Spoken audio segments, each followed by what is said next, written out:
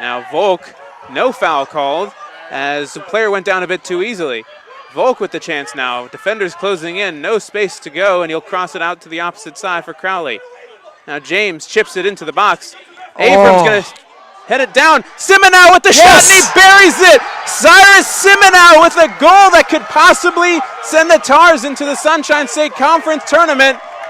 Great cross by Crowley, and Cyrus Simenow, who started off at centre back, then defensive midfield, finds himself in the 18-yard box and could rifle the Rollins Stars into the playoffs with a big goal here tonight. Could be the goal of his career, Cyrus Simenow.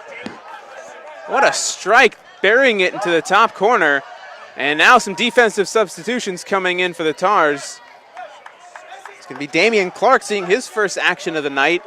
What a strike, though. He got all of his laces on that ball, and Alex Gott did not have a chance. Had plenty of time to do it, too. Yeah. And you could see the coach from Eckerd, Ian Cameron, came out running to his players, yelling at them for the poor marking on that goal.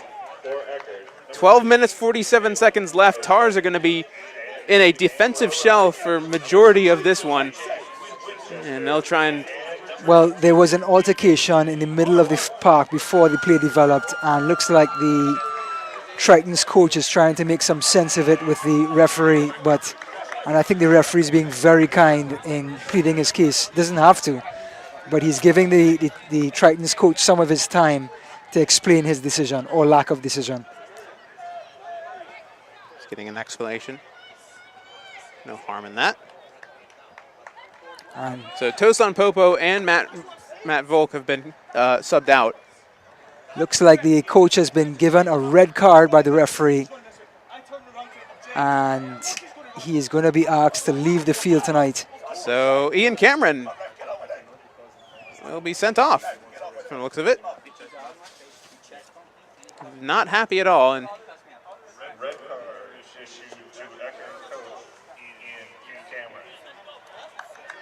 So Ian Cameron given his marching orders, and he won't be around to help his team for the last 12 minutes and 47 seconds.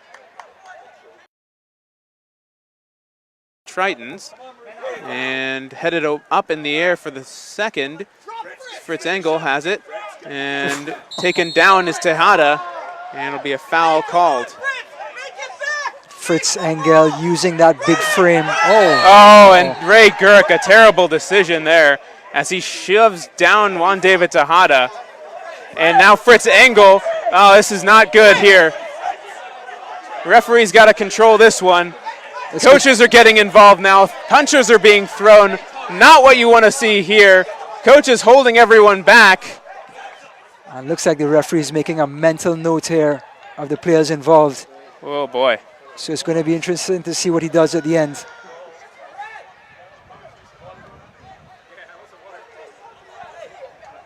This has gone from... The original altercation came from Juan David Tejada and Ray Gurk. I think Tejada said something. Gurk retaliated, and that started everything. Then Engel got into the face of Tejada, who was on the ground. I'm assuming he was saying, why'd you go down easy or something along those lines. I'm not going to... Looks like the officials are going to talk about it here and try and get this right. I would have heard them as well. There's a lot to break out here. I think some yellow cards should be shown.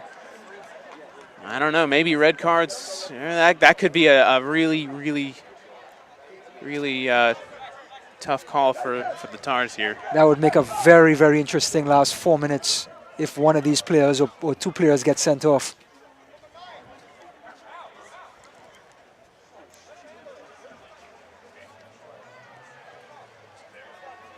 So both officials at midfield. 4:15 on the clock. Well, I got a chance. Are you in the market for a new car? Make sure to visit Don Reed Ford in Maitland, the leading Ford dealership in Central Florida. Don Reed Ford is located on Orlando Avenue, just a few miles from campus. And the Rollins College Department of Athletics is able to provide ongoing support for our student athletes thanks to our dedicated, generous corporate business partners. If your business is interested in helping make a difference for the continued success of Rollins College Tars, please contact Megan Hinners in the athletic department at 407-646-2663. And the referees have discussed, and we'll see what happens. So Austin, a game that was postponed by a hurricane, has its own story of its own. With It's had quite a storm in itself. yes, where players have to be peeled off of each other, and at least 3 or 4 minutes of separation. Yeah, the last thing I'm sure Coach Keith Buckley wanted to see was his players losing composure and lashing out like that. And referee's going back pocket here, so it looks like Ray Girk is going to be given his marching orders.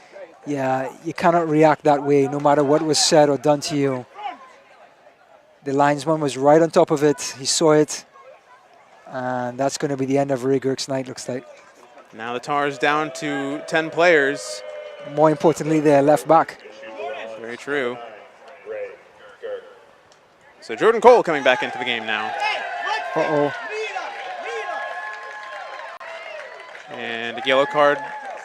Was that a yellow card given or a red card? Or I hear oh, they're just cheering for Ray Girk, I see.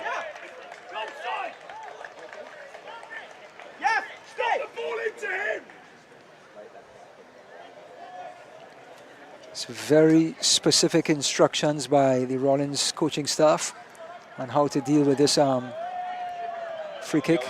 And Fritz Engels just picked up his first yellow card. So Fritz Engel now in the book for his yellow card. We're not sure if the referees... No one in the book for Eckerd as of right now. Correct. I'm not sure if he's finished as yet. Just marking everything down. Now going back into the pocket. No. He's telling the players there's 4 minutes left, and everyone just don't be stupid. That's